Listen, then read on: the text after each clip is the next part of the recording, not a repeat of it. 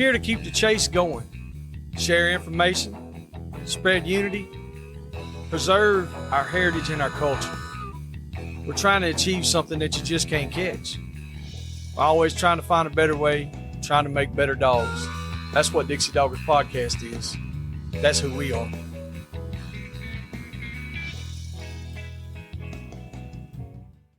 This episode is brought to you by Rankin Ranch 38 Cattle Company.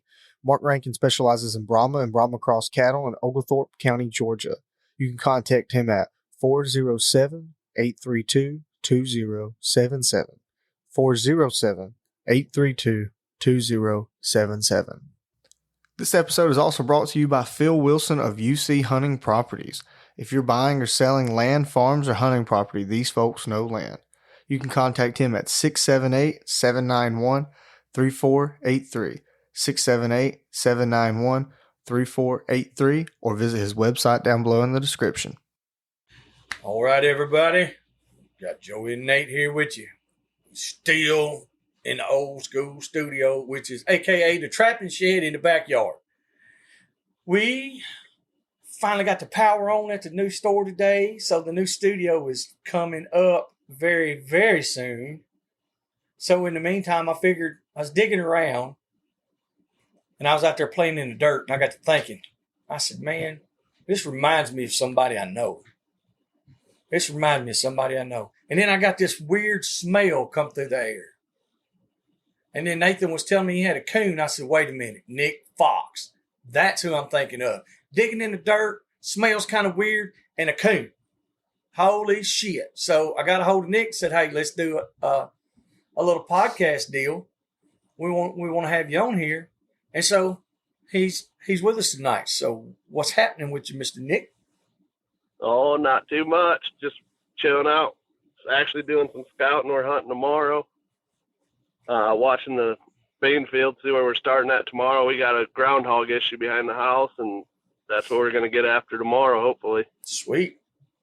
So I've been knowing you for a little while, and you've been messing with these terriers, for a few years, I know. But kind of give our listeners a little background on yourself. Who you are, where you're from, how'd you get into the dogs, what dogs did you start with, what did you start out hunting? Just give us a little background about yourself, bud. So I'm from northern Indiana. Born and raised, grew up on the lake. I'm a first-generation dog man, so I kind of got into it with beagles. I ran UKC beagles for a while. They weren't nothing spectacular. They're just, good old farm dogs that we rabbit hunted over. And then I went to coon dogs when I was in high school. I actually bought my first coon dog when I was a junior in high school. We lived on the lake at the time, and my parents were like, they're going to look at some dogs for a puppy mill. So if you guys go buy that dog, I'm going to buy a coon dog. And they left, went to Fort Wayne, about an hour away from the house, and they wouldn't answer my phone call. So I texted my brother. I said, where's mom and dad at? They're like, oh, they went down to get that dog. I said, sweet. Hung up the phone, called my buddy, went $500, bought my first coon dog, and had that thing tied up lakeside. My mom and dad were not impressed when they got home, and they were like, you can't have a coon dog tied up on the lakeside. And I'm like, well, too late. Can't take it back now. So I had a coon dog tied up lakeside when I graduated high school, and hunted that for a while. Did some night hunts. They really weren't my thing. After I got out of the beagles, I jumped into the coon dogs. Coon dogs were, they were fun, but it wasn't my thing. What breed did you have, coon dog? I'm a walker guy. That's be a why walker. It wasn't fun. That's what it was. Put that blue dog with them black speckles all over it. Man, you'll catch armadillos, possums, all kinds. It'll be fun. Yeah. It might not be a coon dog. No, go ahead. I'm giving you a hard time. I'm all about them meat dogs. That's I don't it. care what it is at this point. Right on. Then I moved out, got my own place, and I was packing a bunch of coyote hounds, big coyote hounds. I probably had 25 head at one time, and then I got myself into trouble with that. And then I got my terrier, and I was like, this is more fun. So now I'm full blown into the Yog Terrier world, and Mm-hmm. I ain't looked back. I mean, I'm doing everything from mice work on up to. I went down to Hickory Crossing 2 years ago and won the hog bay down there. And I was there with you. That was a trip. I mean, I loved it. So. Wasn't we at that one, Nate? Mm-hmm. You guys were down there for the weekend before at the training pen. Yeah, we did. When they were doing this. Yeah, we didn't get. Yeah, I met you down there. That we didn't get to go to that one. Yeah, that's right. We went up there and helped them dub teeth, and we hung out with and talked with you there. We had something coming. I don't remember what was happening. Anyway, but we knew we wasn't going to be able to make it to the actual baying, so that's why we went down there and helped Marc and visited. And that's right. You won that one. Because I was sitting there thinking, I was like, well, how in the hell did Nick Fox win and I didn't win nothing either? So how's that? Are you going to the one in November?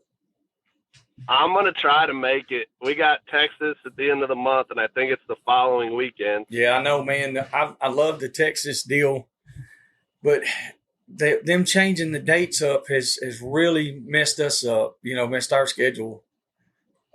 Used to it was, around the 15th, between the 10th and 15th every year of October. And now it's now they got it at the last weekend, I think, this year. And we can't make it to that one. So we're going to go we'll try our best to go to Hickory Crossing. We're going to go to somebody's. Yeah. Yeah, that's what I'm looking at. I'm looking forward to Hickory Crossing, but I decided this coming year we're coming to Earl's. I'm bringing a bunch of black dogs to Earl's. I decided I'm saving my time off, and I'm going to Earl's. I got a bay on the big stage. Bro, one time. It is amazing. The pen is huge. Yes. Our yacht terriers went ape shit. Like my dog Oscar's a pretty damn good bay dog. He didn't know what was going. Like he was in there baying like hell, and then the hogs are right against the arena. The hogs in the chute in the back. So the wind blew. Him and Kiken both winded. Here they go. They're trying to get in the back, climbing over the damn gate. Like it was wild, man. But there's a lot of room in there. It's definitely something to see, and the crowd loves the little dogs, man. They love it. Oh, that's the one thing I noticed. We went into the there at Hickory Crossing. I had my old man with me, which my old man, he hunts, but like we're sitting there, and the morning of the trial of the bay, I'm at his house, but he lives 10 minutes from there, and I said, Dad, let's go. We're going to hog bay. He said, I don't know. I said, Dad, we're going to stand around, we're going to drink beer, and we're going to work dogs. He goes, I don't know about all that. So, the time comes, they call me in. And I told myself, if I draw something that stands there, it ain't going to work. Well, I ended up drawing headbutt. And I was like, this is going to get rowdy real quick. Yeah. So my dogs go in there, and I didn't run a cut vest because I've learned from running at Tyler, if I run my terriers without a cut vest, they don't want to be a bulldog. Mm-hmm. Well, I don't know what happened, because when they went in there, they were right up on him, just giving him everything they had, grabbing him and stuff. I'm trying to get them to back off, and they don't care. And we ended up baying, I think we bayed at 29 and a half or 28 and a half to get, together. And I pulled my two dogs out, and we're walking back to the truck, and my one little female I got, Athena, she's like my pride and joy. Mm-hmm.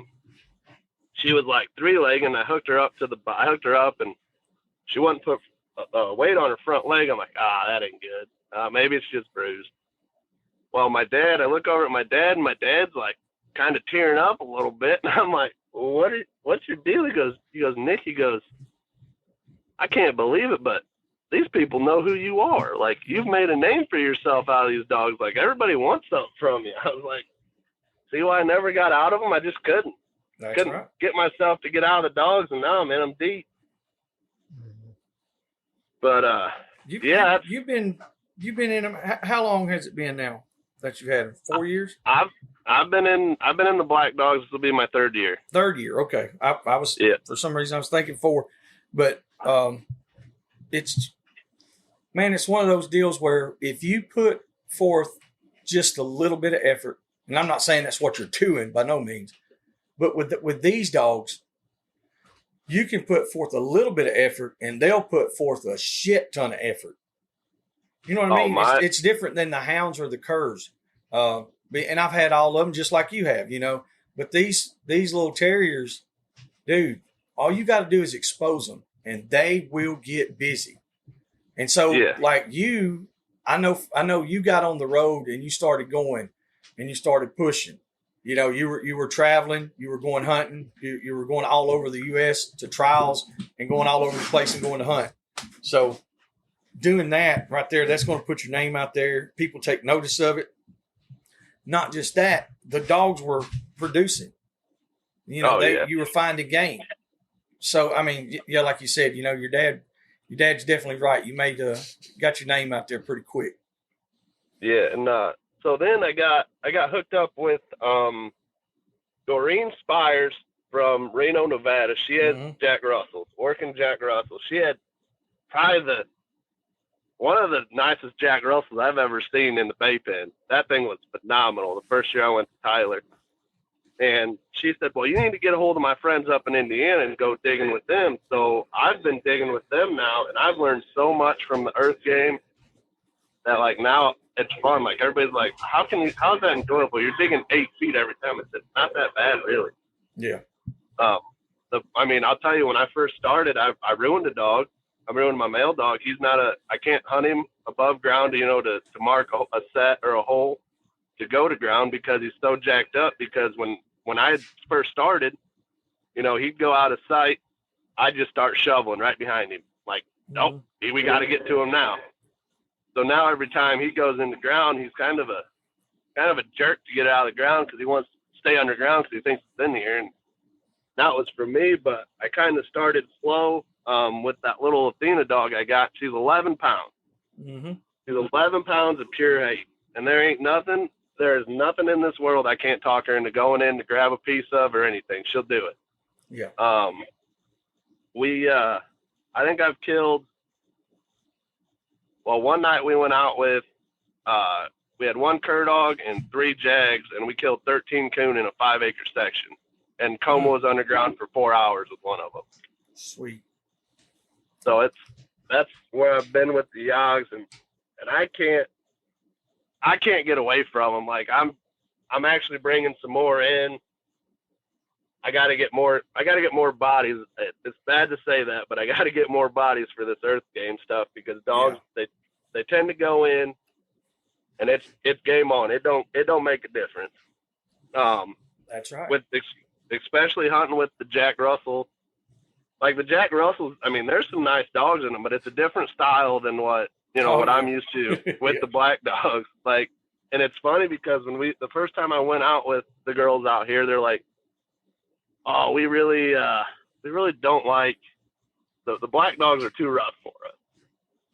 So I said, I understand that. I said, I'm just here to learn. I don't even care if my dogs hit the ground. I want to learn the earth game the right way. So the first day we went out, we're sitting in there and we dig down 8 feet to this coon, and they're like, or no, it was a groundhog. They're like, oh, we need the coon tongs. So what the coon tongs are is looks like a pair of cat grabbers with like a loop in it, and it locks down. So they're like hauling for the coon grabbers, and I'm like, just grab the old Jag out of the truck. He'll draw it. Mm-hmm. They're like, really? I said, yeah, just grab the old Jag claws. So I went out and grabbed Coma and just dropped him right in the hole. He went in, grabbed a hold of it, pulled it out, and we dispatched it in the hole, and it was doing on like that. And ever since then, they use the Jack Russells to go in and bay. We'll dig down to it, we'll identify it, and then we'll be like, oh. I said, well, I don't want to dig anymore, so we'll just throw one of the little black dogs in there. They'll go in there and grab a hold of it, back it out for us. And like I said, watching my dogs work, Corey, it's just like the biggest rush of my life. Yeah. I can't explain it. People are like, that doesn't even sound fun. I said, it's different. You got to go. Yeah, if you've never done it, we preach about it all the time. and we don't do it as much as we used to. But dude, like we would take people on hunts, especially people from up north. They would come down here and we go on a hog hunt. And say we went out and we did real good that morning or the night before, and we caught several hogs. So what we would do the next day is we just go free cast. We go and meat hunting. And we might wind up with a couple of coons, a possum, a groundhog, whatever. It didn't matter. And that honestly turned out to be the most fun. And we would have more people request to do that than they would actually on hog hunt, especially repeat customers. When we had clients that came back year after year, they were like, let's go turn them loose and see what we can get out of these brush piles. Because like right here where we live at, we can't hardly dig. It's real rocky, very, very rocky. But they do get in these bluffs and old mine shafts, ventilation shafts, and you can dig a couple feet. But they get in the brush piles pretty heavy too. So which we've picked up those cornfields over the past 2 years up there at Mike and Mitchell's, and we've seen a couple of groundhog dens there, and we've been. Well, I'm talking about coons. I'm talking about coons coon. more. Yeah, I think we would have better success with groundhogs because a lot of our coons, they're so sporadic. They don't really den up. Well, all our jags now that the ones that we have that we still got now are off of old Dixieland stuff, of course, and they're bigger dogs. Yeah, they were never whole dogs, but they'll work a hole. But I have Patterdales too. Yeah, and some of the patties that we had, they were draw dogs. Everyone that we ever had was super hard dog, and I crossed them to some game dogs a long time ago and had some fun little dogs, about 18 to 20 pounds. That's still a little big for my liking. I like about 15 and under. Well, these right here were just strictly just crunch dogs. That's all they were. They couldn't work a hole. Now, if you widened it out, but like see where you guys are digging down 8 or 10 feet, man, it would shoot you. These dogs that size wouldn't do you any good. It'd be too much. Yep. But I've always wanted to do a bull terrier cross with a little Patterdale and see what I got. Because I never did that. I done the game dog cross with the Patterdale or back and forth. And those were something. Like they were a whole different level. And they all stayed small. Like they were all small. And they treed. They would tree as well. But they didn't. They weren't going to bay nothing ever. Yeah. At all. Yeah, that's the one thing that I've gone to the Jack Russell events with my black dogs and stuff. I'm just traveling, having a good time with them, and we'll sit down, and we'll tell stories, and I'm like, oh yeah, we just like to identify them and let them go. Sometimes I'm like, what's the point? I ain't here to take pictures. I ain't no National Geographic guy. So you're kin to my buddy Jeremy Garner. We refer to him as a stone cold killer. He ain't taking pictures. He just wants to knock them in the head, move on. Yeah. Yep. That's like So I've had some awesome digs. I've had some digs that were where I had dogs butchered in the ground, which ain't no fun. About 2 weeks ago, I learned how to stitch, and I'm pretty much a vet at this point. Yeah, it don't take long, and you'll if you do this very long, you definitely have to learn, and a lot of it is hands-on or having a good network. I know the day you're talking about with the dog with you said his lip, wasn't it? His bottom lip.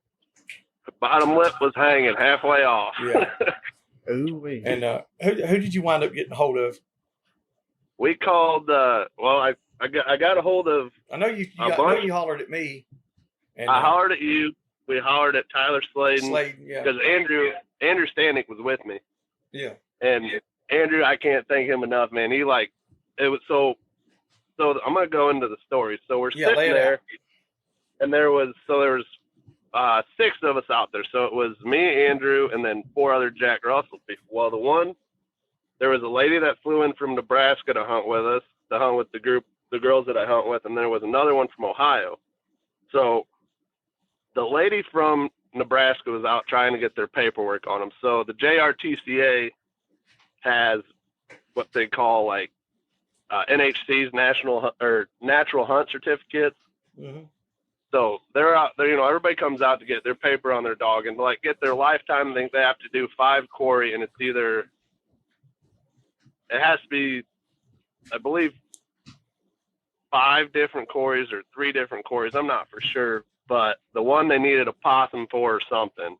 And we marked the set on one of my permissions, and they went down in, and I had Maud and Coma with me in the truck, and they marked the set. We're digging down to the set, and it's a nasty set. It's in like an old buried fence pile. So we dig down, we identify it, and I'm like, well, we got it what we need. I said, well, let's draw it and kill it. It's on my permissions. I can't let it go. Yeah. So I threw Maud in. She's about 18 pounds. She's the biggest one I got. She's almost too big to go in the ground, but she's really smart when she engages with game. Like she grabs a lot by the top of the head, and when she gets head control, she just backs out.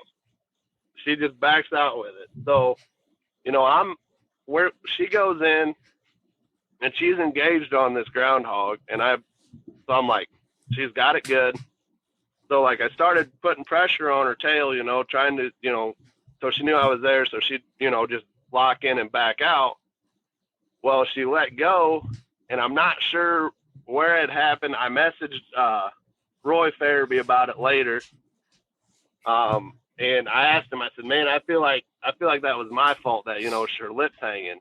So, well, I'm in the hole with her, and I pull her out. Of course, I got broken coat dogs. She's covered in blood, and I look at her, and I'm like, "Is her lip hanging?" And I just like hand her out of the hole to one of the girls. I said, and they said, "Oh yeah, her lip's hanging." And they had to go back to the truck. I said, "Take her back to the truck and just clean her up." Andrew was back there with me, and I said, "Give me Coma." So we dropped my male dog in there, and my male dog runs right in there, engages. Meanwhile, they're taking that female with her lip hanging up to the truck, and I'm like, I told Andrew, I said, "I can't leave it." I said it drew blood, and Andrew's like, "It drew blood. It's got to die." So we're sitting there, and Coma's got a hold of this groundhog by the head, and he is just doing his best to back it out. So if he backs out and he breaks pressure off of that groundhog, and that groundhog comes running out, and Andrew just like sticks it with a shovel. Just pins him right to the ground with a shovel. Damn, and we killed it. Andrew is the guy. Cold. With that mustache. Andrew is a stone cold killer. Yeah. I have witnessed it. I think say Nate went up there. Nate went up there and hung out with Andrew. Yeah. Andrew's a stone cold killer, and he's one of the best guys to dig with too. He's always super calm, and when you got to think about stuff, you just got to take a deep breath and figure it out. So we pull out this groundhog, and mind you, an average groundhog is like, I don't know, maybe 3 or 5 pounds. I'm telling you, this groundhog was probably 25 pounds. It was the biggest groundhog I've ever seen in my life. It looked like a badger. Damn. And I got a picture of it holding up with my male dog, and he is bigger than my male dog. And and so, so we get back up to the truck, and they're like, "She needs to go to the emergency vet right now." And I'm like, "It's a Sunday. I got a staple gun. I can probably fix it myself." That's so right. We get back to the house, we get everybody cleaned up, and the girls that we're digging with, of course, the one had to make a flight, and I told them, I said, "No, we're good. We're going to figure it out." So we got on the phone, started calling people, and there's an old guy up by, lives right on the border, Indiana, Michigan. So he's about 20 minutes from me. And I called him on a whim. I was like, "Hey, Randy, it's Nick. You got I got a dog that needs some stitches. Would you by chance have a suture kit up there, maybe be able to help me?" He said, "Yeah, give me about 15 minutes. I'll call you back." So we go up there to his place, and I said, "I know we just got to get the lips stuck back in there so the flesh doesn't die." Mm-hmm. And so I can actually, so I still have a bottom lip. So we go up there, and we get up to his place, and Andrew's sitting on Maud, and we're just trying to get her to submit because I don't got the stuff to put it out. So I'm like, she's not going to be happy about this, but she fought the first one a little bit, and then after that, we popped 5 stitches in her bottom lip and got it held tight in, and I started right on antibiotics because I carry that stuff on me anymore now. Started on antibiotics, called my vet on the way home, left him a voicemail, and I said, I need to get her in Monday if you can get her. Well, it just so happened, because I work in the RV factory too, so we start our day at 5 a.m. I usually leave my house by 3, so I got to pick up a bunch of people. But it just so happened we had a fire at work. and they evacuated us at like 6 o'clock, and they sent us home at 6:30. And I'm like, well, this worked out perfect. So I got home, loaded her up, and I walked into the vet and I said, hey, I called you guys. Can you look at her? And she said, well, you're here before our first appointment, so you might as well bring her back. And I went in and I showed my vet what I did. She goes, you did a pretty good job for a first time. She goes, there's some other stuff. I mean, there's some stuff where obviously you could have done better, but for the first time, she said, you did pretty good. I said, heck, I'm practically a vet at this point. We both kind of chuckled, and I said, you think you should maybe check of the bottom lip, because I think I need to put some stitch on along the jaw. And she said, yeah, bring her back in tomorrow. Just keep her in kennel tonight and keep her, quiet, which is impossible. Yeah. And I took her back in Tuesday, and she cleaned her on up, flipped her lip back, and she goes, yeah, there was some stuff in here that I saw, and I cleaned it out, got everything back to where it should be, and it looked good. And unfortunately, I had to leave to go to California the next day, or that Thursday I was leaving. So Tuesday, Wednesday, I was keeping her on the antibiotics, keep her as quiet as I could, and switched her to raw, and her lip looks good. I took her in yesterday to get rechecked, and the vet was like, looks good to me. Just keep her on the Clavamox for another 2 days, and then I think she'll be fine. He said, don't work her for another week or so. I said, oh, that's fine. I'm not planning on working her anyway. Yeah. I mean, it took a hold like that, man. I'm glad everything's working out. Yeah. Yeah, like I called a bunch of Patterdale guys in the area, and he goes, all I did was just wrap the suture around its bottom teeth and just kind of suck the lip back in. Yeah. But I was like, man, I got to get it halfway right. So I got it right. I mean, and she's fine now. Sweet. Hell yeah. It's it's wild. I was going to say, it can be pretty stressful doing that. Trials and tribulations. There's only been a couple of times that we've ever got to dig. And like I said, and it's tough because you can't go anywhere here. No. And it's almost like, man, I wish I could dig down 20 feet. But at the same time, it's like, no, you don't. A lot of places we have fragipan. So it's just like this giant sandstone, just shelf rock. And it could be 2 foot in some places. It could be 10 foot. So like when you hit one of those things, it's a pain. We got a lot of sandstone here. A lot of sandstone. We got so many trees, though. It's like all our coons are treed, Oh, yeah. And sometimes we'll have little training days, and we'll be like, okay, we're going to kick one loose and let the pups, run track and go tree and all this.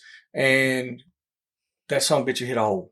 Oh, yeah. And I'm like, how, what in the fuck is going on here? They just see an armadillo hole and tear it up. Yeah, but now that's one thing we could dig until we literally couldn't dig. Y'all have anymore. armadillos? Nope, that's on my list to do though. Well, you come on down here, we'll put you on 1,000. Yeah.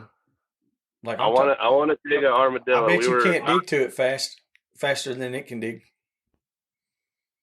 I don't know. I bet we'll catch it though. I bet you you go in that hole, but I bet you I don't know if you're gonna catch him. I don't know if you'll draw not before you get him. Now, if you catch him on the ground, if you get on the ground, you're good.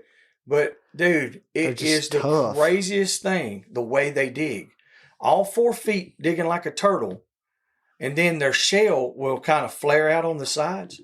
And so they're they'll like vacuum seal themselves to the ground. You can't, like a big armadillo, once it gets, you can't pull them out of the hole physically. Like you'll start pulling them apart. Yeah, it's the craziest shit ever. And you got to have a big dog to reach around it to actually crunch it, because otherwise, their mouth will slip off. Back on that thing, so you got too quiet. I can't handle that. Yeah, we went out. I was down in Georgia because my folks live in Hartwell, and I run around a lot with Jeremy Jones and Elberton there. That's who usually I hog hunt with when I go down there. And me and his boy one night were just driving around doing a little truck hunting with the terrier, and we rolled up alongside of an armadillo on a road, and I was like, and I brought him right up along the driver's side, and I just dumped my male dog out the window, just kind of dropped him on it. That was the funniest thing I ever seen in my life, because Coma's grabbing a hold of that thing or trying to, and it sounds like he's biting a cinder block. And you just hear his teeth chatter, and he looks at, and he like, you see him look at me like he's just frustrated. He's like, can't get a hold of it. Yeah, they're hard, man. And it backs into a rock pile and is just chewing on his face, and Coma can't get in there, and you can hear him like frustrated, trying to sneak in between the rocks to grab hold of it, and that thing is just flashing and biting on him, and he's like, he was talk about a terrier frustrated. He was gnawing on rocks. It's so funny, man. And like that Oscar dog I had, Mr. Kiefer, Junior Kiefer's the one that raised him and everything. He's out of the same bloodline. His grandma was one of my main dogs. Anyway, he had never seen an armadillo. And the first time he seen an armadillo, hit a hole. Like you said, frustration set in. I didn't know what he was doing. We got out there and he was running around. He was biting trees. He was jumping, acting crazy. I said, what in the hell? He had never trashed on anything. He was a straight hog dog. He either hog or bear. And it just, like you said, the frustration level was there. I toned him one time. I didn't even have to bump him. I toned him. I said, leave it alone. He left, never done it again. But I'm thankful for that, because like here, there's so many of them. If you like our hog dogs, if we let them mess with them, that's all we'll ever do. So we really got to watch it with those.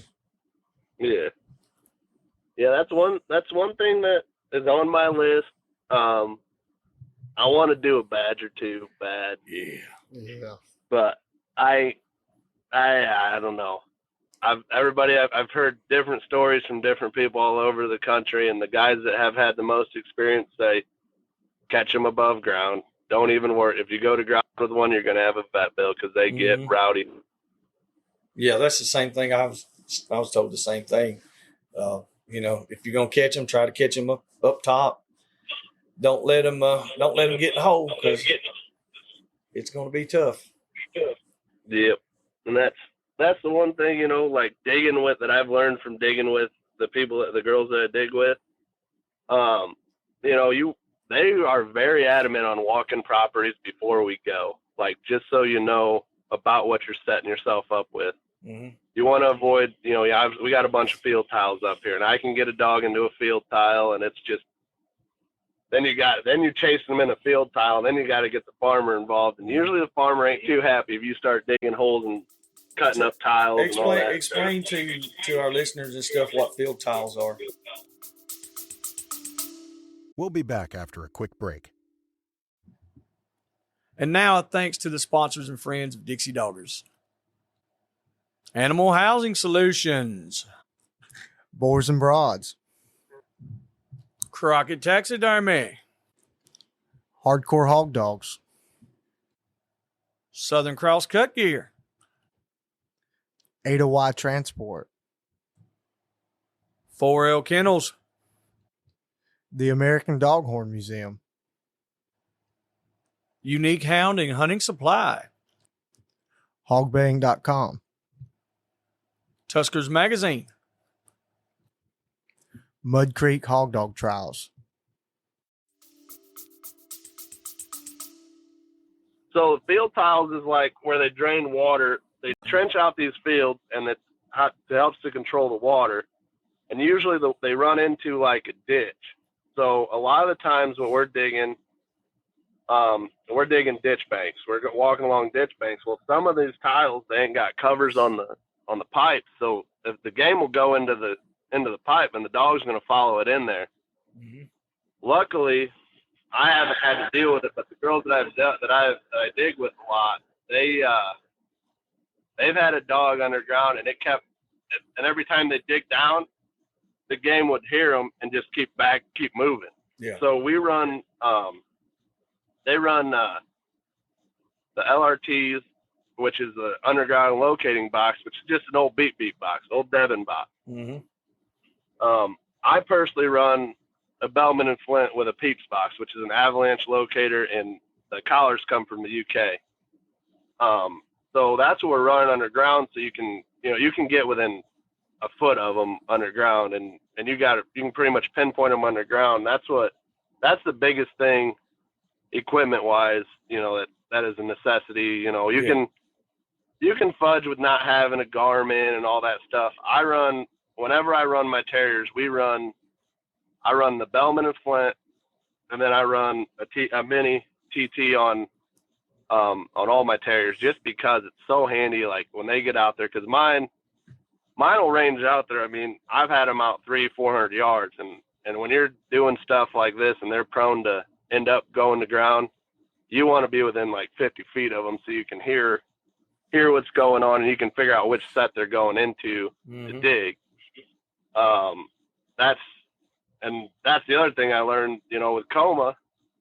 I went out one day. I didn't have a leash. I took Coma and Athena. We went to a railroad bed, and I'm like, we're just going for a walk. I had nothing. I had no equipment with me. I'm just going. I didn't even have a dog leash with me. This is a funny thing. So we're sitting there, and Coma looks at me, and like he picks his head up, and you can just see when that dog wins something. And he friggin' shot right in the ground, and I'm like, oh no. And all I have is a mini on him. This is before I had my digging equipment. So I'm sitting there, and I'm panicking at this point. I'm calling Mr. Mills. I'm calling Travis out in Utah. I'm calling, all the guys I know that dig, and I'm like, what do I do?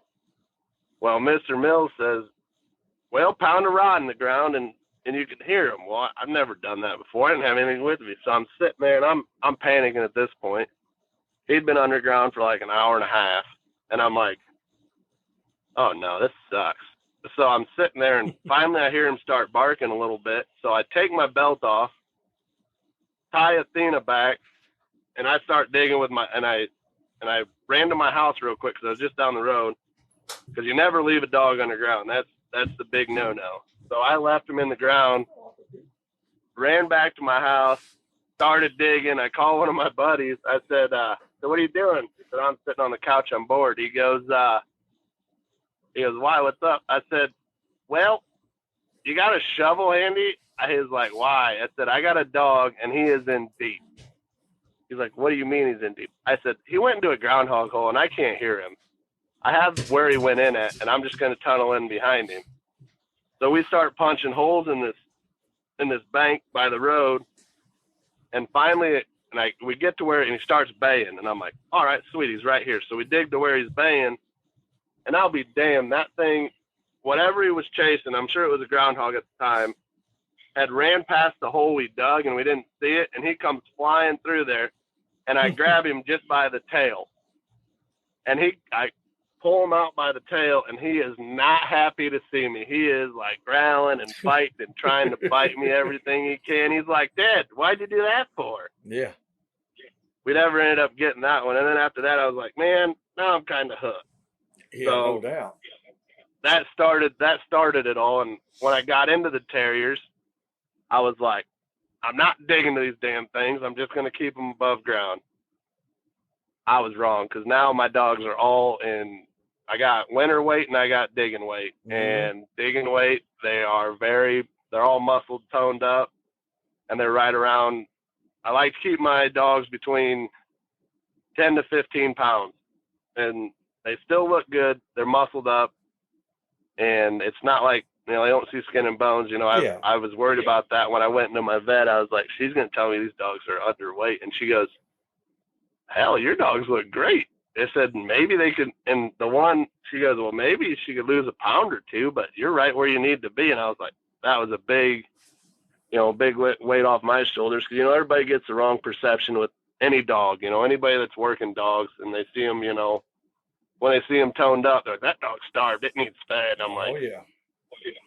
And I always use the terminology. I said, you ever seen a fat marathon runner? Mm-hmm. You ain't gonna. It's not gonna happen that way. Some of our dogs, they look.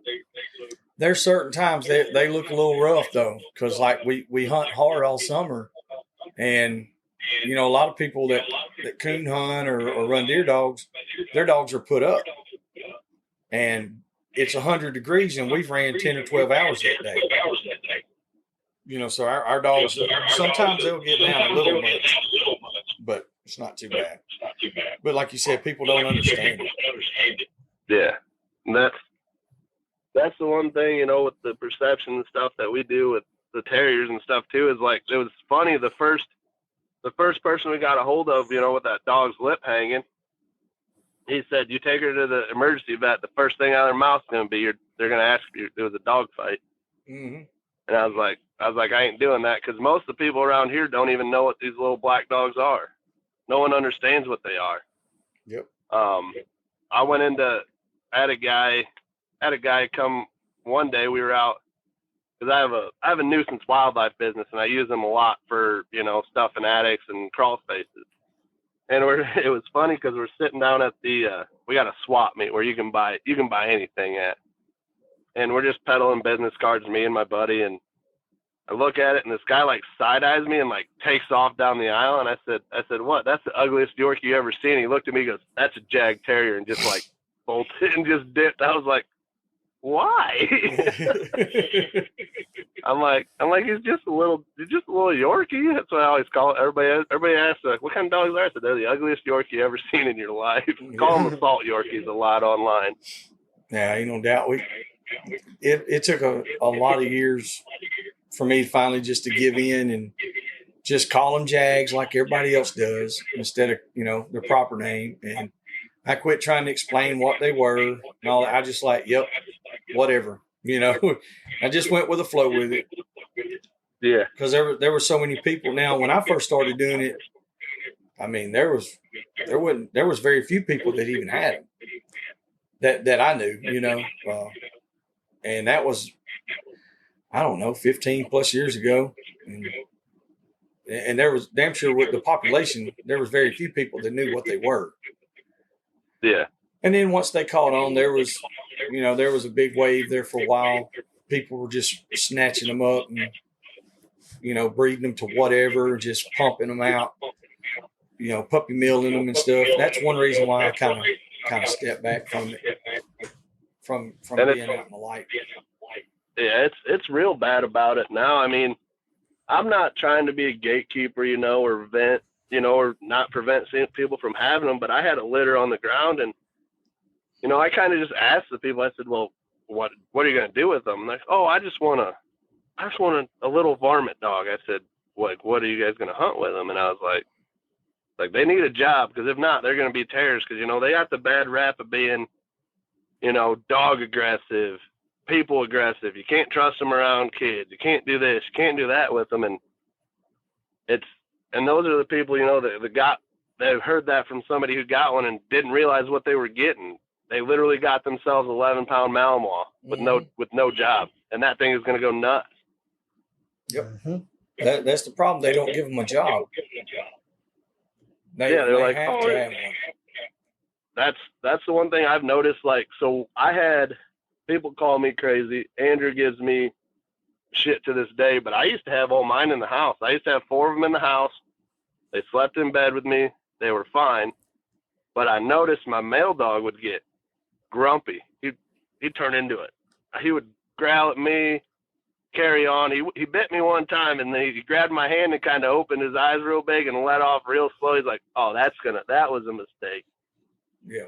But I noticed if I didn't hunt him or I didn't get him, into some action, he was just awful to live with. But once I worked him, he was fine. Mm-hmm. So I moved everybody outside doing a little experiment to see if it makes her drive a little higher or if it makes a difference. And I've noticed a lot in my little female, Athena, because when she's a puppy, there'd be days where she'd just dip and she'd be gone. You'd yell at her and she'd just pick up another gear, see you later.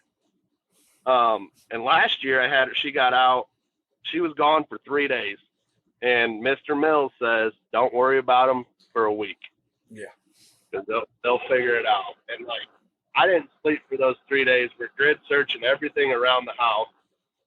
And I had heard her in the woods by my house, and then I didn't hear her anymore. She went to ground with something. And I'm like, she's just gone. And we're walking the section behind my house where they usually end up going. And we're getting ready. We grid searched probably 5.5 miles, 6 of us. And I called thermal drones in and everything. And then I live in a big Amish community. So the Amish neighbor called me and said, "Hey, are you missing a little black dog?" I said, "Yeah, don't let her out of your sight because she'll be gone." And I called, I did all the responsible things. I called all the animal shelters, put a thing out on Facebook, and I called the animal shelters that were probably going to end up with her. I said, "Whatever you do, don't put that dog anywhere near cats. It's not going to work out for anybody." And she's like, "What do you mean?" I said, "Just don't put her around cats because I'm sure she's going to eat them up." And she's like, "Really?" I said, "Yes."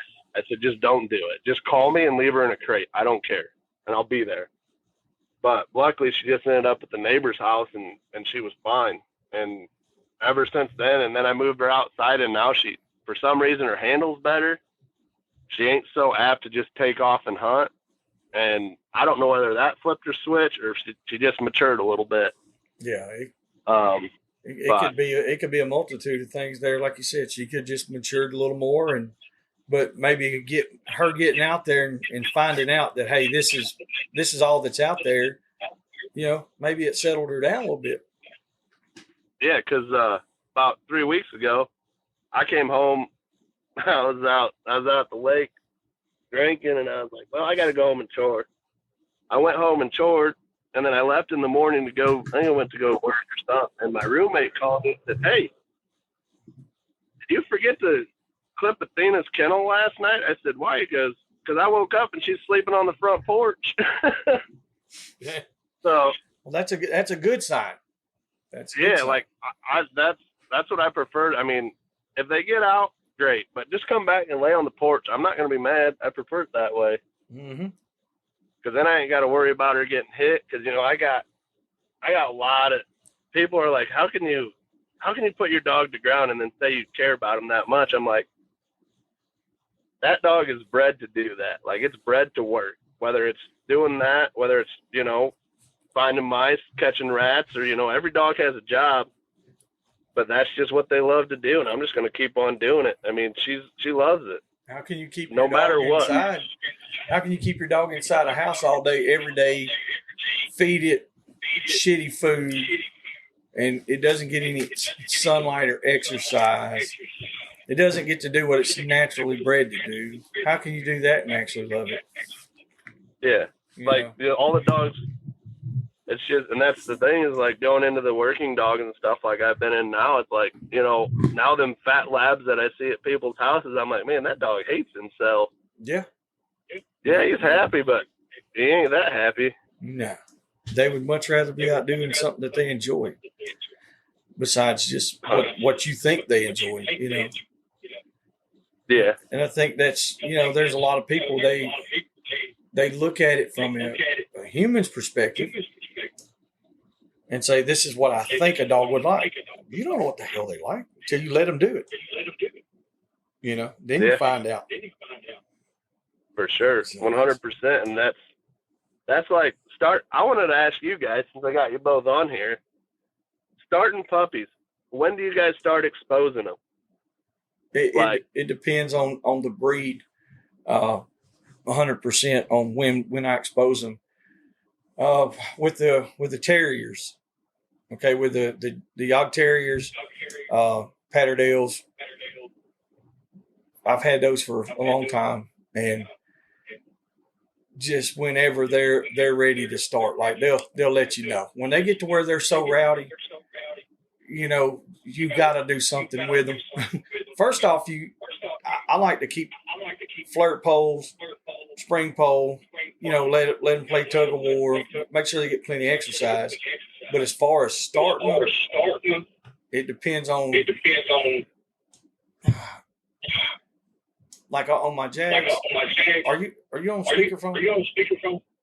No, I'm on my truck phone, but I can cut it off of it. Yeah, well, I'm just saying it sounded like it got louder, just echoing real bad. Like it was doing real bad. Tell him to cut it off speakerphone. Yeah, that's what he's doing. Yeah, that's it. But anyway, with the Jags, what I would do with mine, usually when they were about 6 months old, sometime maybe a little before, sometime maybe a little later, between 5 and 6 to 5 and 7 months old, I would see what they're interested in. You know, if they're interested, they're ready to start grabbing or pulling fur, or if they're going to base something, I'd show them something that, you know, like a coon in a cage or something. I never would let them bite the cage and chew on that, of course. Yeah. And then I'd go from there with it. With my Patterdales, I've never had a Patterdale that would bay anything, ever. Every one I had was straight, just little hammers. But I've only had this one certain bloodline, and that's the only ones I've ever had. So it's kind of, I don't know a whole lot more about them. Now, those right there, they're about the same deal. As soon as I figured their teeth were set good, usually first time we showed them anything, they just went there and went to work. So as soon as I figured out how interested they were in the game, that's when I would start putting them in the dog box. I'd start hauling them around in the truck. I wouldn't let them actually get out and go hunt yet, but I would let them go. Let them get used to riding with other dogs. Socialization was my biggest thing in starting pups.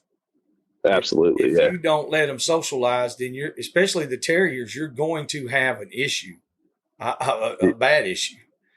And I went through that shit a lot. But like I said, with those pups, man, 6 months old or so, if some of them it probably would be better to let them mature longer. You know, let them get 8, 9, 10 months old. With the cur dogs, usually they're between 8 and 10 months old when I really start messing with them. Then usually when they're about a year old, that's when I'm really pushing them, getting them going good. You know, they mature differently. The cur dogs compared to the terrier stuff. Yeah, that's the one thing I've noticed too. So like my training process with my puppies, you know, I'll get them on mice and I'll just flip them loose in the yard because they ain't gonna get hurt with them. Or we'll even use rabbits. I'll put them in an X pen with the rabbits with the whole litter of puppies, and usually that rabbit's not having a good time. Yeah. But the puppies, you know, are like, oh, it's moving. I'm interested in that. Mm-hmm. So like 2 weeks ago when we had that Saturday, I was hunting and I had, you know, we go to breakfast and they're like, well, what do you want to do with your dog this time? Well, I used the terminology. I said, well, I want her to get smoked. And they're like, what do you mean? We don't do that. I was like, if we get to an option, because what we do is when we dig, introducing the dog to the ground, we do what we call schooling. So we'll set up a hole that we had dug out, and we'll put a pitchfork in front of the quarry, you know, so the dog has to, you know, kind of get used to coming in at that angle and start, you know, barking at the game, you know, engaging with it. And we're sitting there, and I was like, there's a young Jack Russell male that's a pretty nice dog, and they wanted to school him, so we schooled, and I said, well, let's just pull that pitchfork away, you know, so they can get real at it. And my taco female, she just turned a year old, Mm-hmm. and I was like, she's ready for it, because I've gave her game in the yard, and she's like, she'll grab a hold of it, and she's so game possessive. When she has a hold of it, it's hers. It don't matter what it is. I was working my lurcher I got, and she picked up this groundhog, and this groundhog grabs a hold of Taco and just takes off, and Taco is yipping and will not let that thing go. And I'm like, well, you're ready for it now. Mm-hmm. So we put her in, and I was like, well, let's pull a pitchfork. She went in there, she sniffed around, that coon lunged at her, and then it was that switch flipped, and she's like, yep, this is what my job is. And ever since then, she's been just like hooked on it. And she went in, and she drew the first one, and I think there was 4 other ones in the bottom of that den in the ground. Nice. It was a wild time for her and that puppy. I like to let them be a puppy for like a year is where I like to be. But sometimes if I think they need it before, we'll start before. But you gotta the big thing I've heard is, you gotta let their teeth set, and I don't want to mess with any of their Yeah. teeth at that point. That's what I was saying. Like, at the 6-month-old mark, I do it to see if they're interested. Mm-hmm. If they're interested, then we'll start the process of, like I said, I'm not going to let them make full contact. That's what I said. I'm not going to let them hit a cage. I'm not going to let them hit any live fur at all. Yeah. I have in the past. I have made mistakes. The pups wanted to do it, and I let them do it, and it didn't hurt them. But at the same time, I had a couple of dogs that was rough, man. I ain't lying. Them dudes was bad. and I was like, that there's got to be a better way. But anyway, so at that 6-month mark, that's the introduction part I'm talking about right there. Like you're saying, what you done to her, you went through the process at home. You let her mess with some stuff, and she told you, hey, I'm ready at a year old. And so to me, you hit it dead on. And I wish a lot of more people would do that. Cause like I said, these terriers, sometimes they'll fire off at 4 months old, and they're not scared of shit, and they're going to bust it wide open. Yeah. But just because they'll do it doesn't mean that they need to do it. Oh yeah. Yeah. 100%. That's the biggest thing I've learned in the terriers, and I catch myself doing it, is, the heaviest thing for that dog to carry is the handler's ego. And I think I've heard you guys say it before too. And sometimes my ego gets in the way with these black dogs. I'll admit it. I'm just as bad as the next guy. I said, hell, throw one of mine in there. They don't care. And you catch yourself, and sometimes you set that dog up. But I've noticed too, sometimes it takes that initial bite to get that dog to flip their switch. I mean, if you have a dog that's, kind of a little leery of the game, obviously you don't want to throw them straight in there to get bit right away. But sometimes that bite makes or breaks the dog and decides what you're going to do with it. Yeah. Is what I've noticed a lot of dogs, not just my terriers. Oh yeah.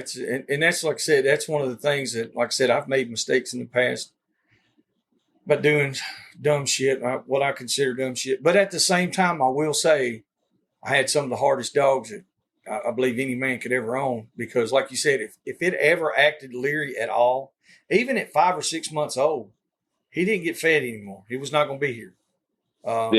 And as I got older, as I matured, as those dogs raised me, I learned that, sometimes a slow starter is a great finisher.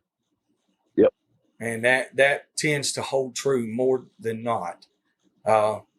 We seen it yesterday in a cur dog I've got. This dude was hard as nails, straight like a bulldog catch dog. And I was like, he's still too young. He wanted to do it. First hog he was on in the woods was 240 pounds with some good teeth. He hung him like a bulldog. So we put him up. That was in February. We carried him yesterday. So this is the first time since February. He stood back about 6 foot and bayed like he's supposed to. Yep. It was, and all it was is, I'd like to think that us, me and Nate said, making a decision, say, hey, we're going to put him up, let him grow up a little bit, see what he does. That maturity came in. Now, if we let him continue on, just because he goes in there and he's a hard little dog and he wants to do this and do that, if we'd encourage that, he probably wouldn't even be alive right now. Yeah. That's the other thing with it is, and I got a bad habit too. I'm sure you guys are guilty of it. I'm sure all dog men are guilty of it. You get that dog that's a superstar. Yeah. And then you forget about the rest of them. And that's what I did, the weekend when I had that dog get her lip ripped off. I wanted so badly to throw Athena in the truck. I had her in the box, and Andrew goes, Nick, that's a bad idea. You should probably just need to grab another dog out, because she's where you want her to be at. And plus you gotta look halfway decent going west. But yeah, you're right. So I threw Taco in, and she went in there, and she's a superstar. Tomorrow, I think tomorrow when we hunt, I'm gonna grab Molly Athena at the house, because she's been hunted super hard the last month, and I'm gonna let the other dogs have a time to shine and start there. It's hard to do, because I know Athena's I know she's gonna be like instant. That's the biggest thing I've noticed with myself is once I get a dog that's where it needs to be, that dog is on the ground all the time, regardless. It's hard to leave them at home.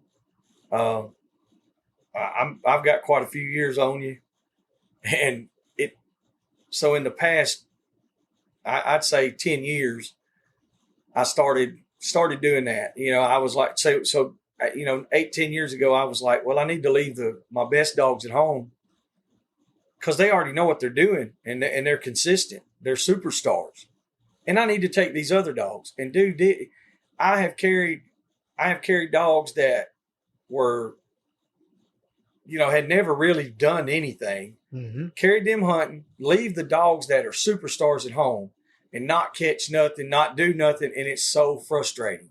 But then when it turns on, now I got a yard full of superstars.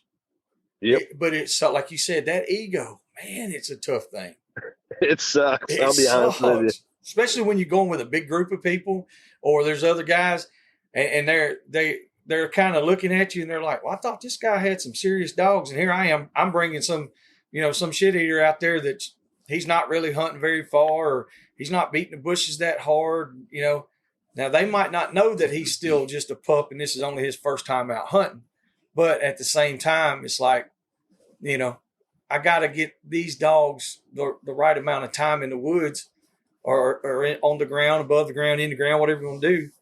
You got to give them all the right amount of time. If you don't, then all you're doing is just feeding dogs. Yep. And that's the one thing that was hard for me. When I was packing them 25 head of coyote hounds, I probably had 4 that were consistent that could do it. And then I'm sitting there, I'm buying a skid of dog food every 6 months. And I'm like, this is stupid. I started talking to my buddies. They're like, just start getting rid of them because you can do the same thing with less amount of dogs. Mm-hmm. And that's where I'm at. I think I got 5 terriers on my yard, and then I have a lurcher, and then I got my old coyote dog. He's just out here retired. He's living the dream.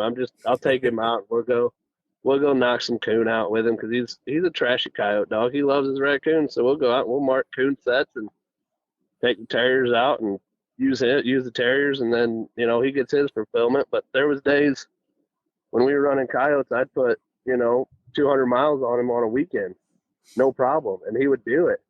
I'd leave the other dogs at home, and I noticed it in my pack as soon as I started leaving him at home. Yeah, the days were long and frustrating. We may smoke a deer for half the day, or they may just be absolutely stupid. I'm like, man, I left the best dog at home, or you get out to it, man, I should have brought so and so. And then you got to think about it too. It's not your kill ratio. You're out there to enjoy it. That's where I'm at anymore.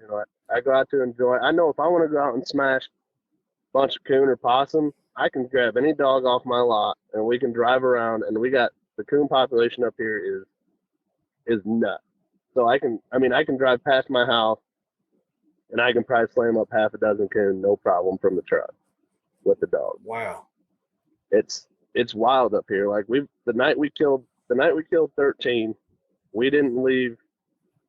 We were probably in the same, just 10 acres. That was it. Damn. And it was like, and they were rutting. So we had a blackmouth cur dog, which is a farm dog. Super nice farm dog. I mean, it'd go out, it'd tree coon, it'd run rabbits, it'd run everything. And we had Coma, had Taco as a puppy out there, just, letting her run around and get exposed. But I was hunting with Brandon Petershine. He's got that cowboy dog. That cowboy dog is a freaking machine. And we were sitting there, we're up in South Dakota at the terrier trial, and we're looking at the papers, and he's like, he's still a puppy. And Brandon's like, we're sitting there doing the math, and this dog under a year old has already killed over 100 coon by himself. And I'm like, we're like, wow. We thought the dog was older than what it was, because I don't pay attention to papers. I mean, everybody's paper this, paper that. Yeah. And the biggest thing I've heard is, I ain't never seen papers run a coyote, I ain't never seen papers tree a coon. Mm-hmm.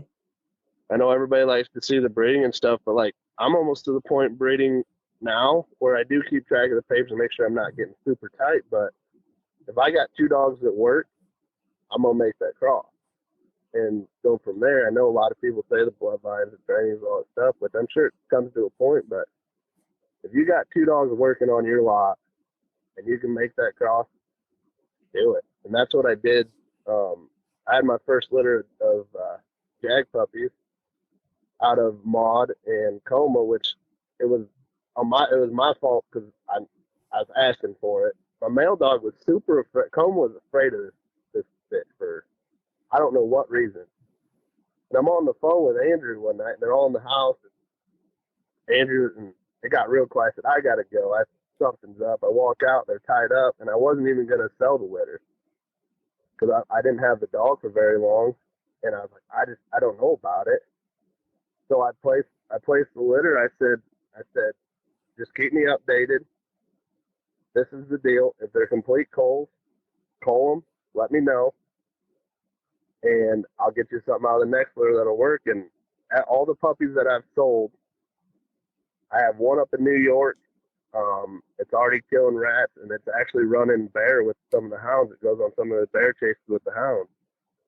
I got one in South Carolina at a lady's house, and she texts me updates all the time. The second day that thing got a hold of a snake, she sent me a picture of its face just swelled up, and I'm like, she goes, this dog is gonna be a death to me. I said, what do you mean? She goes, this thing is just suicidal. I was like, she goes, the first day I'm grooming a dog, she comes diving head first into the table, just knocks herself plumb out. And I'm like, and then I told her, I said, well, you didn't get any watered down Jag from me. You got the full Jag experience. And then 2 days ago, they were out on the boat and it saw a dolphin and dove off the boat after the dolphin and she goes, we cut the motor off, but it broke its leg.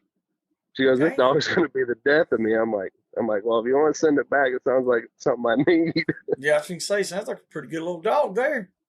Yeah, and I kept one close to home to a guy that runs coyotes, and heck, it's already interested in ground dogs, and they're 7 months old.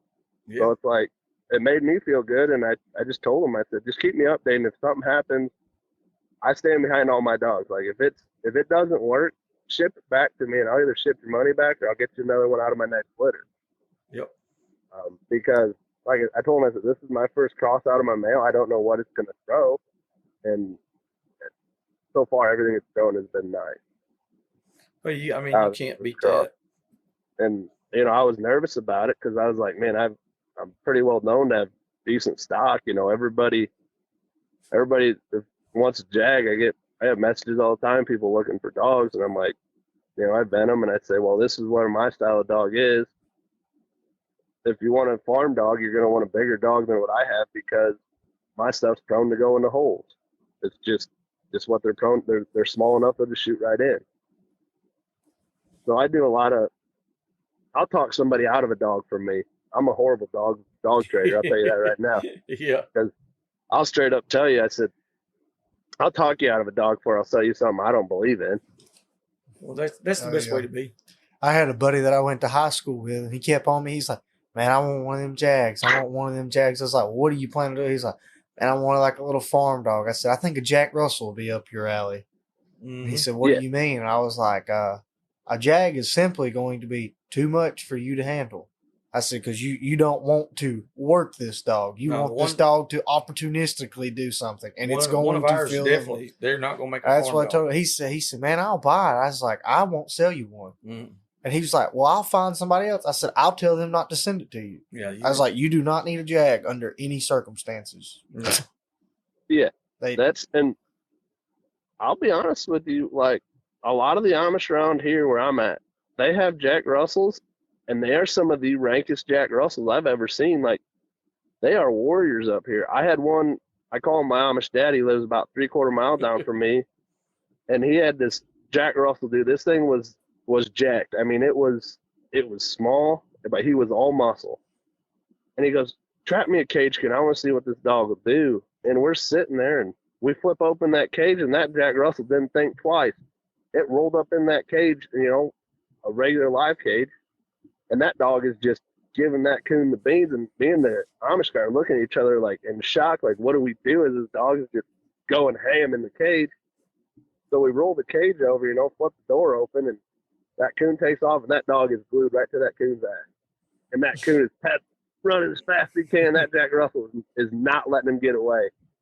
So, I mean, Jack Russells are – I'm cool with them. Yeah, they're good dogs. Oh, yeah. In my experience, they don't have the range like ours. No, they haven't. They're typically not going to go hunt out 300, 400, 500, 800, 1,000 yards. Yeah, I was thinking to say ours ain't going to go 300. No. And they're gonna come back and check in with you. No, mine's not. Ours not. That's the difference. And I've talked with a lot of York Terrier owners. The closest ones I ever had were about 900 yards. And they would come back and check in every now and then. But generally, like, I don't know. We never put any restraint on them. No, we just let them go. And they would, like, Oscar, he's liable to hunt. By God, they'll show you. If there ain't no sign, he'll hunt 1.5 miles, 2 miles deep. He'll just go. But they also are bigger dogs. They're not the 12, 15 pound dogs. They're bigger dogs. These are anyway. 23, 25, 30, Shit, Oscar's 40 pounds. Yeah. There ain't nothing safe with a 40-pound Yog running around. No, all of mine are like that. I mean, so the smallest Gunner's the smallest one we got, and he's about 26 pounds. Yeah, that's like, Dagger's 35. Yeah. Kiken's 32. Betty, Jason Sal had her and raised her. She's off of Bacon. One of my old dogs. Clay Austin originally owned her. Betty, when I got her, she was 37 pounds, female. And like I said, I've had Smith was 41. Mm-hmm. Oscar's 40. Oscar, he fluctuates a little bit. He might get 38 to 41. Bigfoot was 47. Yeah. No, not Bigfoot. Monster. Yeah. Yeah, Monster was 44. Yeah. Yeah, and like he was huge. But he was a bigger leggier. He was like an odd dog. Yeah. He was a bad son of a bitch too, though. Mm-hmm. And that's like, I travel all over with mine, and I pull them out of the box and they're like, yours are tiny. How old is that thing? I said, well, they're like 2 and 3 years old. And they're like, no, those are puppies. I'm like, yeah, watch this puppy work. Yeah, I mean, don't let them fool you. Mm-hmm. They'll do whatever they want. That's, there's a lot of, smaller ones when we started out, though. Yeah. I had some off of Laser Rod Suche. I had Dutch and Drago. Both of them were off of Laser. And, I was trying Red Boy, Hoger's Red Boy out of Papa. They were pretty good. Astor von Mastrada. I had two grandsons, Master, and they were 18 pounds, 16, 18 pounds, somewhere in there. Mm-hmm. Yeah. They were bad little dudes. They left one day and stayed gone for 10 days. And I was like you. I was grid searching. We were going everywhere. I called James Mills. And he said, after a week, they'll be all right for a week at least. I said, okay. And they made it 10 days, and we finally, same scenario. Neighbor calls like, hey, are you missing some black dogs? I'm like, yeah. And that was really the last small dogs that I had. Yeah. Yeah. We got some puppies coming in. Jacob Zachary and I don't know why I can't. Roy Farabee. They're both gonna send some pups, I think. Or Roy was threatening to send some of those Sunday puppies. I think they'll be 3/4 Patterdale, quarter Jag. Mm. Yeah, I told Roy to put me on that list if he's got some.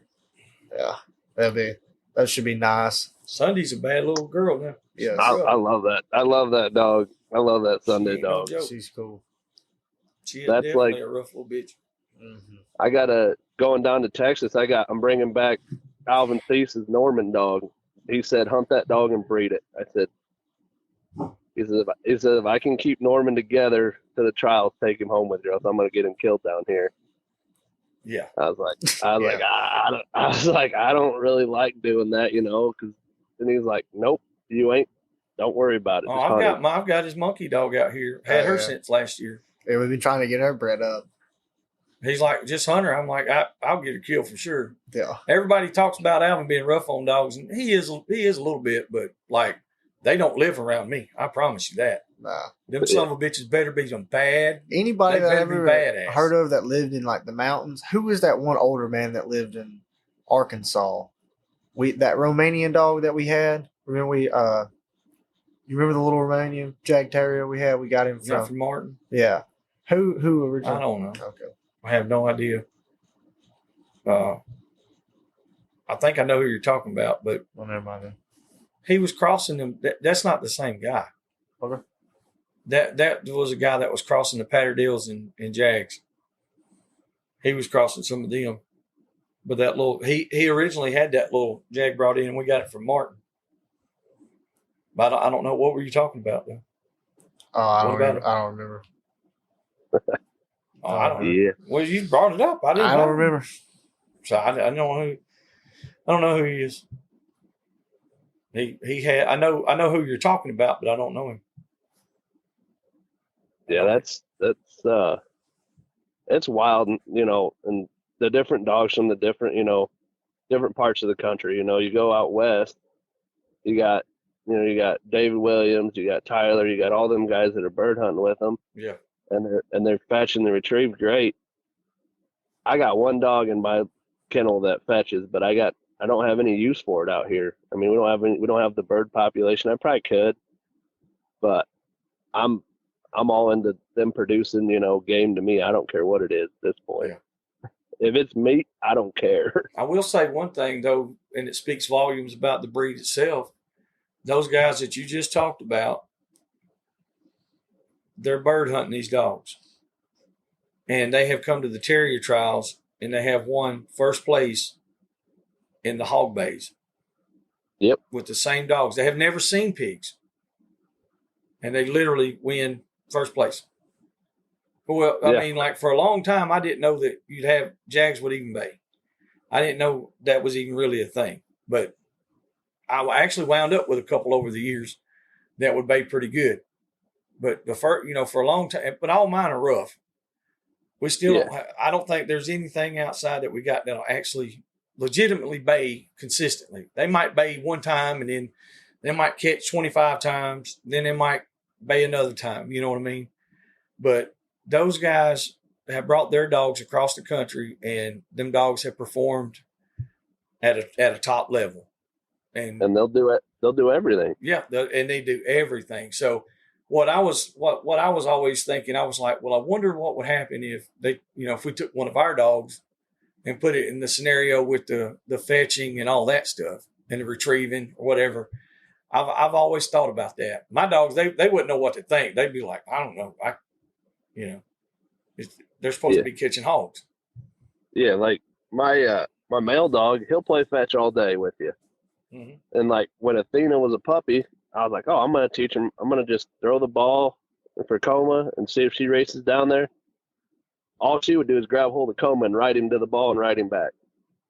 She could care less. If I throw something at her, she don't care. She looks at it like, okay, what do you want me to do with this? Yeah. And then she'll just take off. So, yeah, that's what mine are. They're not going to fetch nothing. Yeah, like everybody's got theirs fetching, so I'm like, it's cool. I like watching it, but I'm like, that's one of the events that like I'll just bypass at the trials because I know they're not going to do it, or we use live birds, so I said, well, just throw me a dead one because I don't think he's going to do anything. Don't waste the good bird on my stuff. But yeah, same Coma's thing. Coming around, and it's like, I work. I don't have the bird population. I went out. I took him out for shits and giggles out to our put and take, and they have cleanup week on our state ground. I was like, well, I'm just going to take him out and I'm just going to go for a walk and see what happens. Well, we ended up shooting a pheasant, and he was like, he just ran out there, grabbed it, and brought it back, and I'm like, where'd this come from? You don't do it any other time. Yeah. And I was like, I said, well, that's a one in a lifetime deal because I don't think he'll do it again. But how old is Coma? So Coma I believe he is going to be 4 this year. He's 3 or 4. I got him from Mr. Mills. He was my first one.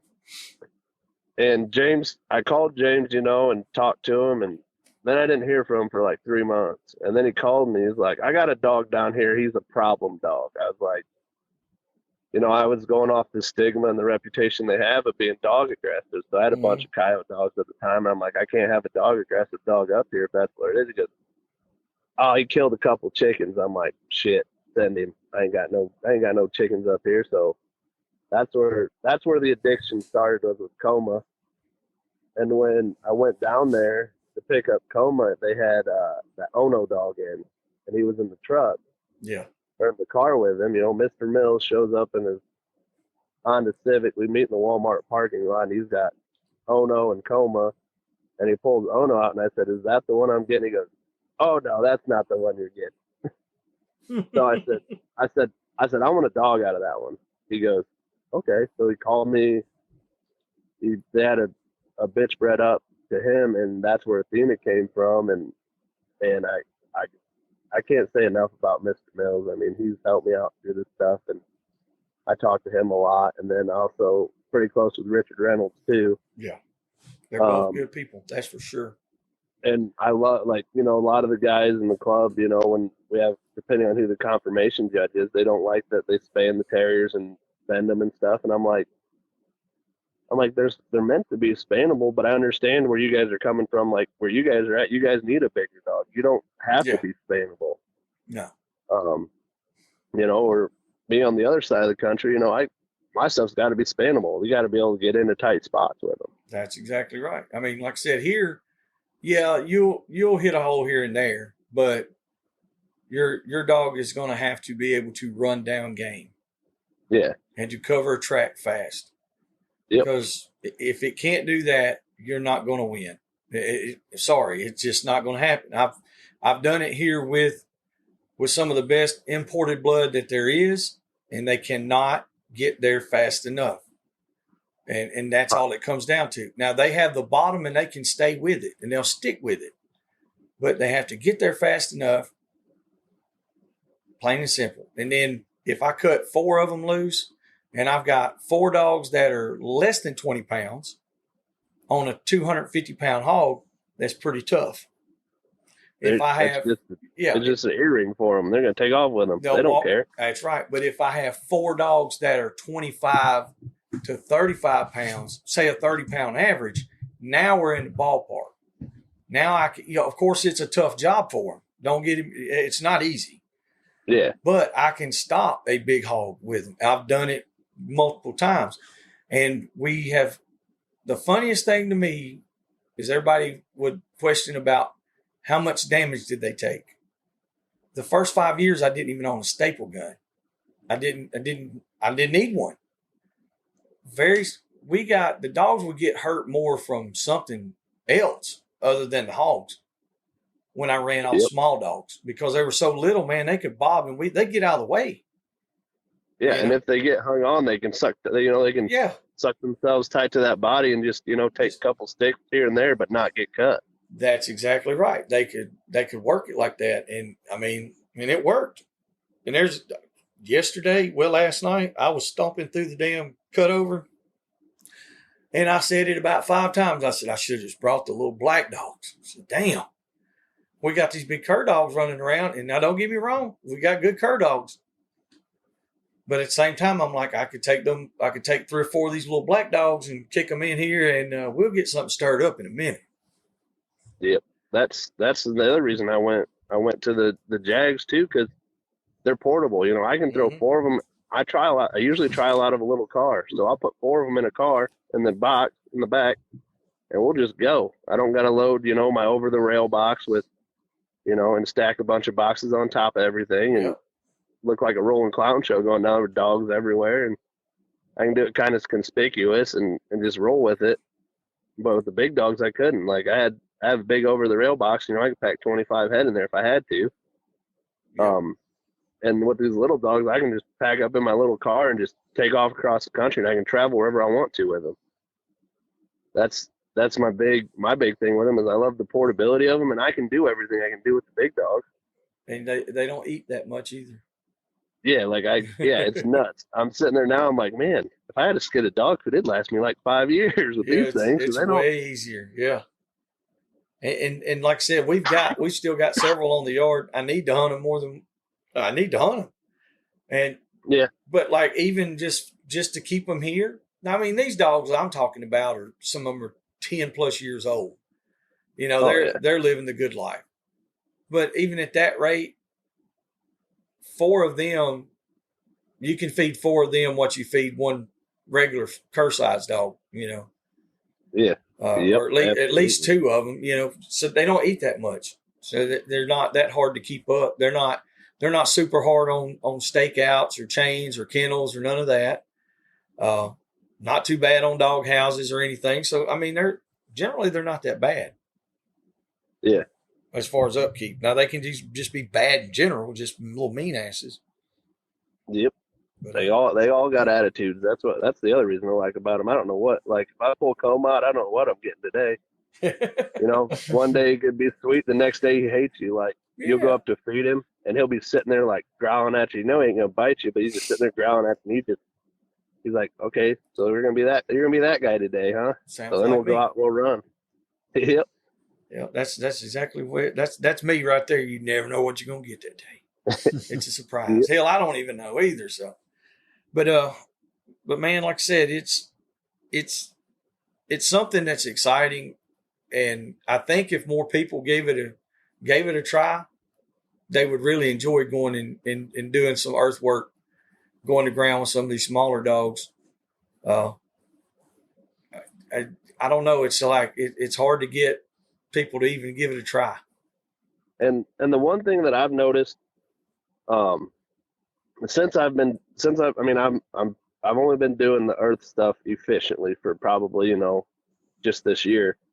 But like the one thing I've noticed about the breeds, between the earthwork style dogs is it's really hard to get into a group of people that will, kind of accept you and bring you in. It's kind of like there's like some weird animosity between the black dogs and the white dogs. This and this, Mm-hmm. Everybody's got, oh, you're doing it this way. And like the one thing that I've noticed too is like, permissions. You go up to a farmer around here and say, hey, I'm going to I'm going to go and I'm going to use my terriers and I'm going to dig the varmint out of your field.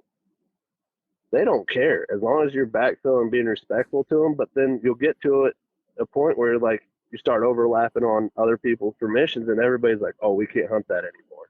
So-and-so hunts it. And I'm like, I don't really care if so-and-so hunts this. I'm not going to roll up in there and dump on top of them. I'm not going to go in there and run them out if I see they're in the field. I'm just going to go to the next one. Yeah. And it's just like, and we're all doing the same thing. We're not going to kill them all because there's some guys that come out, drive pretty far ways to hunt in my backyard. Mm-hmm. I don't care. Yeah. Hell, I'll take you to my stuff. I'm not going to.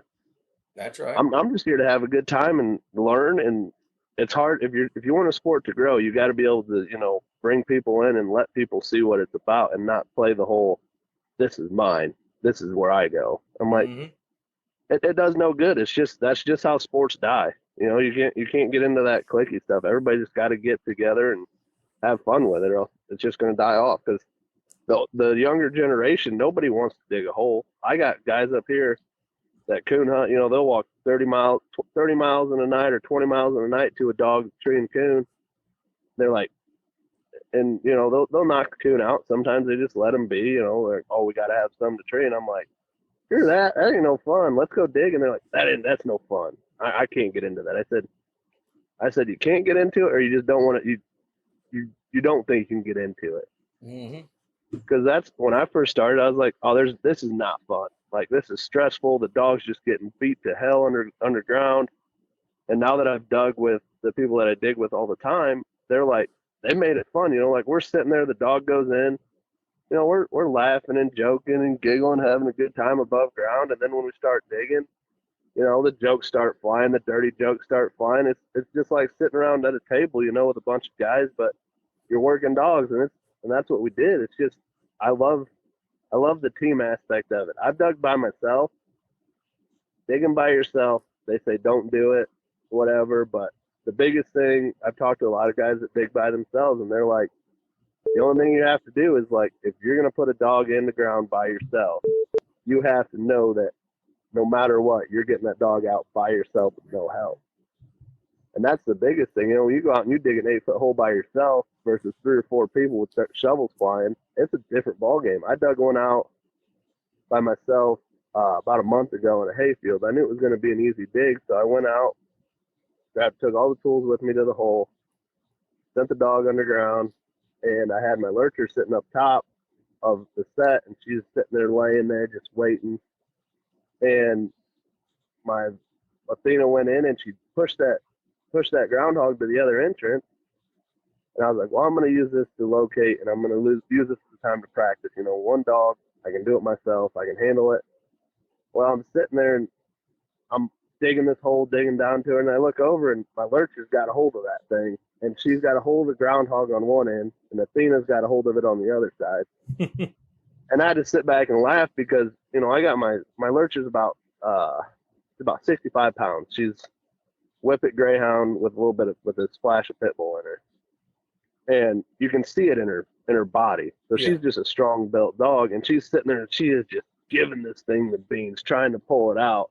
And you know, Athena's thinking underground, oh, this thing's trying to get away from me.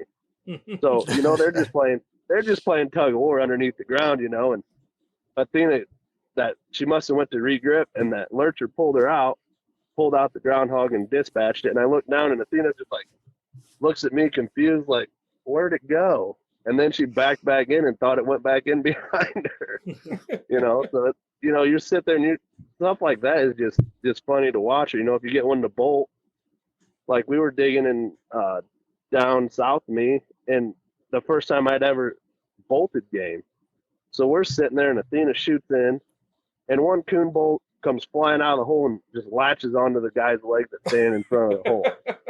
And like he's dancing around, and Andrew's in the truck, and Andrew just like whips out of the truck and just hurtles into the ditch and takes off. And then the second one had took off and was running down the ditch, and Andrew's in knee deep water, just sprinting down this creek bank trying to catch this coon. And like I'm like, cut the other lurcher. Well, they only like to run one lurcher at a time because, you know, they might fight or whatever. They don't want to. And the other lurcher's young. Mm-hmm. So like we're sitting there and I'm like, mass chaos is going on. I'm like, so 2 have gone out, and I'm like, oh shit, my dog's still underground. So like I go down to the hole, and here comes number 3 coming at me. So I jump out of the way, and it takes off and goes down the other way. And then like Athena comes out looking around all confused, like, what just happened? Like they had to run right over top of her, and she's like, where'd they go? Oh, I bet she was confused. That's a whole lot of shit happening at one time. You said 3 of them? Yeah, we had 3 of them come out. 3 of them come bolting out of that hole, and she went in there and like I'm like, oh, I got to get my dog out. And that third one come out, and then like a couple minutes later, she come out, and she's like looking around like, what just happened? Where'd everybody go? We've got to come up there and do that. That shit's so much fun.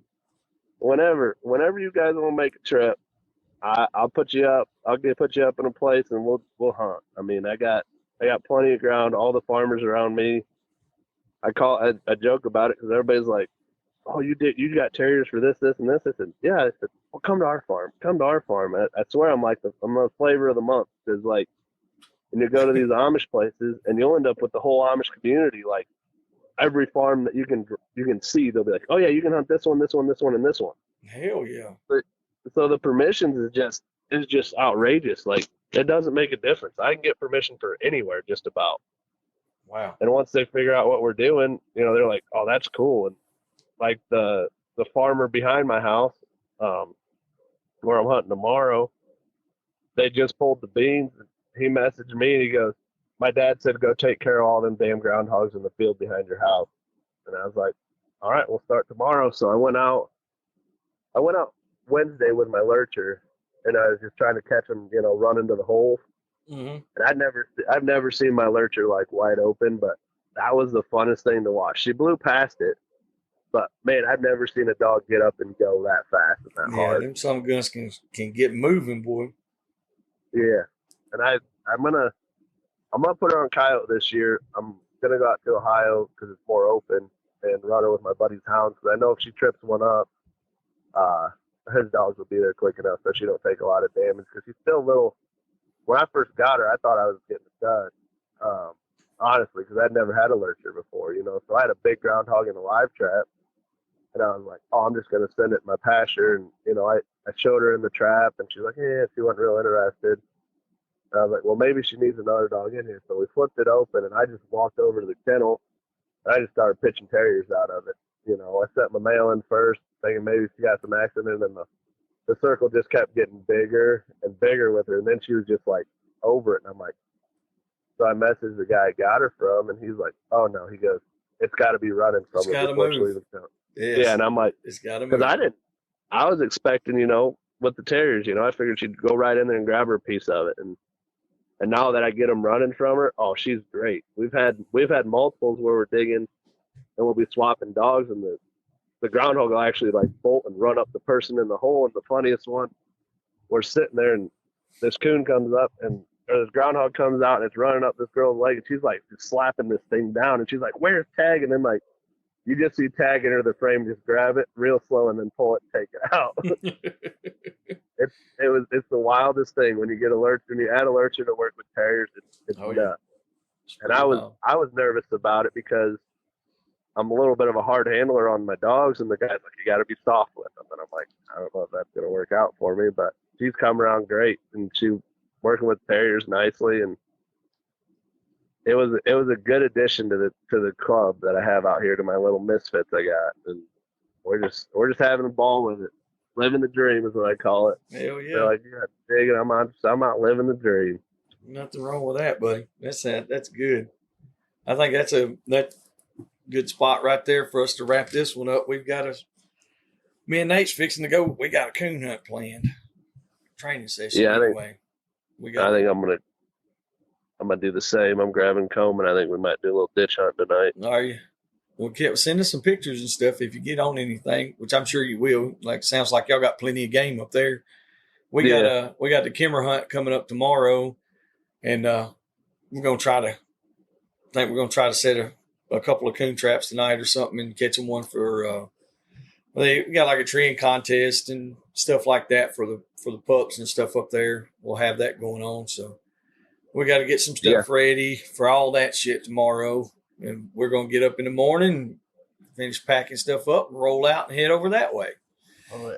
We got a couple of days there. So, but man, we really appreciate you jumping on tonight, especially, like I said, it was kind of a short notice deal, and it worked out great though. Yeah. I'll be sure to send you guys some pictures and photos at least of tomorrow if we don't get out tonight and get after it. But hell yeah. I'm like I said, I'm looking forward to Earl's this year. It's on my bucket list, and I'm gonna be coming in hot with all the black dogs, and I'm just gonna have a good time with it, and we'll see if we can hang with the big dogs. That's it. Sweet. Well, we'll see you there. That's for sure. Oh yes. Yep. That's what we'll definitely be in touch. I appreciate you guys having me on. Thanks, and whenever y'all want to come up, just give me a holler. We'll make something work. Yes, sir. We'll do it. Yep. All right, man. Thank you, buddy. We'll see you. See you. Yep. We'll see you. All right. Bye-bye. All right. Now, that's the guy right there. And like I said, I've known him a few years, well, since he started with the Terriers, and that boy has got it, the fever. Hook, line, and sinker. But, you know, the thing about it is, Nate, like there's a lot of guys that kind of flame up real quick. He's just stayed with it. And he gets in it more and more. I say, if anything, the fire keeps getting bigger. Yes, and that's what you got to have, no matter whether it's coon dogs, hog dogs. If you're digging groundhogs, whatever, it don't matter. You got to have that passion, that drive, and desire. If you don't have those things to keep wanting to do it, then what the fuck are you doing it for? Exactly. Doesn't make any damn sense. So, all right, y'all. We appreciate y'all taking the time out of your life and listening. And I want to take just a second. Let's say, I'd like for everybody to keep all these hurricane victims in your thoughts and prayers. They've been getting, Florida's been getting hammered hard. Then we had, Georgia, South Carolina, North Carolina, Tennessee, Kentucky, where Hurricane Helene went through there. Y'all keep them in your thoughts and prayers. And hey, check out, there's all kind of disaster relief places and things like that. If you feel it on your heart to donate or to be able to try to help, I'm sure those people would appreciate it. I mean, it's devastation. So y'all keep that in your mind. And on a better note, like I said, we got everything moved out, moved into the new building that we got, and we'll have the new studio up and going. All we're doing is trying to make it bigger and better. Mm-hmm. It's a slow process. It's a process in itself, so we're just gonna keep this thing rolling. Yeah. And I guess until the next one, we'll see y'all then. Thank you. We out. Hope y'all enjoyed that episode. Stay tuned for our new episodes every Monday and Wednesday. For questions, advertising, or just to chat, email DixieDoggers01@gmail.com.